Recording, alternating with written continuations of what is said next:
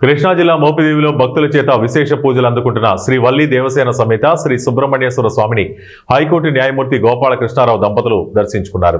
దేవస్థానానికి వచ్చిన గోపాలకృష్ణారావు దంపతులకు ఆలయ సూపరింటెండెంట్ బొప్పన సత్యనారాయణ ఆధ్వర్యంలో ఆలయ ప్రధాన అర్చకులు బద్దు పవన్ కుమార్ శర్మ అర్చకత్వంలో పూర్ణకుంభంతో ఘనస్వాగతం పలికారు.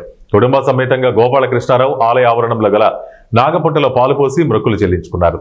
అనంతరం వారు శ్రీ స్వామివారిని దర్శించుకోగా ఆలయ పండితులు వారికి ప్రత్యేక పూజలు నిర్వహించారు.